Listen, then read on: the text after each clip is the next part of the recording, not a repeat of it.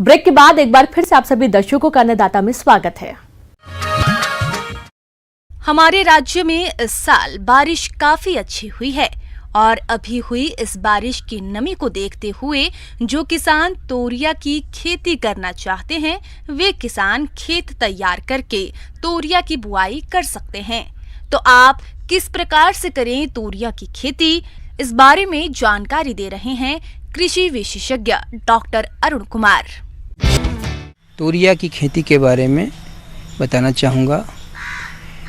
रबी मौसम में तोरिया की अगेती बुआई काफ़ी महत्वपूर्ण रखता है। तोरिया ही नहीं, जो रबी फसल है जिसमें कि तिलहन मुख्य रूप से है, पूरे प्रदेश में रबी के मौसम में तिलहन का सबसे ज़्यादा कवरेज है। इसको ध्यान में रखते हुए किसान भाइयों आपको सलाह दी जाती है कि तोरिया की खेती की तैयारी सितंबर में जो रेजिडुअल मॉइस्चर है उसका उपयोग करें और उसमें तोरिया की फसल को आप उगाएं। इसके लिए सबसे पहले भूमि का चुनाव, ज़मीन का चुनाव, कैसा ज़मीन में हमको कैसे भूमि में तोरिया की खेती करना चाहिए। ज़मीन जो है कि दोमट से बलुई दोमट भूमि होना चाहिए जिसमें अच्छी जल निकास की व्यवस्था हो। अगर आप एक्सेस वाटर वहाँ कभी किसी कारण से नेचुरल रेन से अगर पानी ज़्यादा हो गया तो उसमें जल निकास की समुचित व्यवस्था आप करें।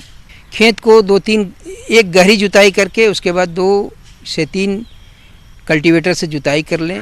जुताई करने के बाद पटा देकर अच्छी तरह से भुरभुरी बना लें मिट्टी को।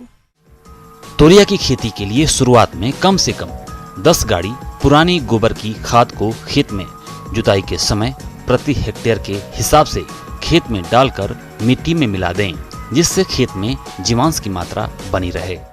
अब रही बात कि बुआई करने के पहले, सीड गिराने के पहले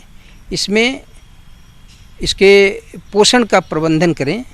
पोषण का प्रबंधन के लिए मैं बताना चाहूँगा कि इसमें जो खाद है वो नाइट्रोजन जो है 50 किलोग्राम प्रति हेक्टेयर के दर से, फास्फोरस और पोटास 25-25 किलोग्राम प्रति हेक्टेयर की दर से, और सल्फ़र चूँकि इसमें ये तिलहनी फसल है, इसमें तेल की मात्रा को बढ़ाता है, इसलिए सल्फ़र का उपयोग ज़रूर करें। और अगर आप फास्फोरस जो है, अगर आप डायमोनियम फास्फेट का इस्तेमाल कर रहे हैं तो सल्फ़र देना आवश्यक है। अदरवाइज़ अगर आप एसएसपी सिंगल सुपर फास्फेट का प्रयोग कर रहे हैं तो उसमें सल्फ़र को अलग से देने की आवश्यकता नहीं है। अगर सल्फ़र आप अलग से देना चाहें तो 20 से 25 किलोग्राम प्रति हेक्टेयर की दर से सल्फ़र का भी छिड़काव करें।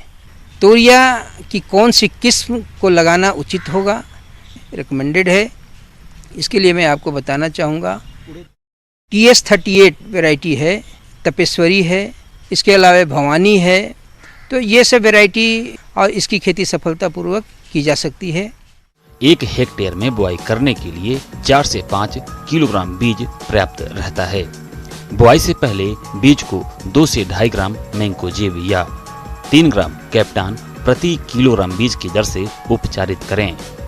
बीज गिराने के पहले बीज को अच्छी तरह उपचारित कर लें, जो कि बीज जनित रोगों से आपके फसल का बचाव होगा।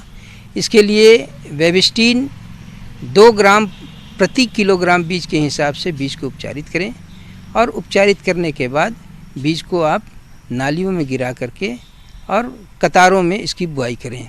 अब आप चूँकि ये तोरिया का दाना जो होता है, बीज जो होता है, ये काफ़ी छोटा होता है, तो इसको लगाने के लिए क्या है कि अगर ज़्यादा घना गिरने पर इसको थिनिंग करने की आवश्यकता पड़ जाती है, जिसमें कि एक्सेस लेबर का भी कंजम्पशन होता है, ज़्यादा लेबर पे खर्च आता है।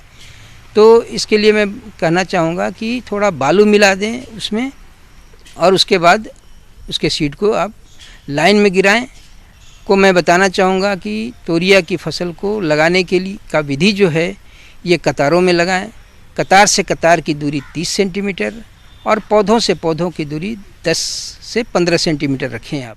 किसान भाइयों, फसल को खरपतवारों से बचाने के लिए बुआई के 2 दिन के अंदर पेंडिमेथिलिन 3.3 लीटर दवा 600 से 700 लीटर पानी में घोलकर प्रति हेक्टेयर की दर से छिड़काव बुआई के 48 घंटे के भीतर खेत में पीछे की ओर हटते हुए छिड़काव करना चाहिए।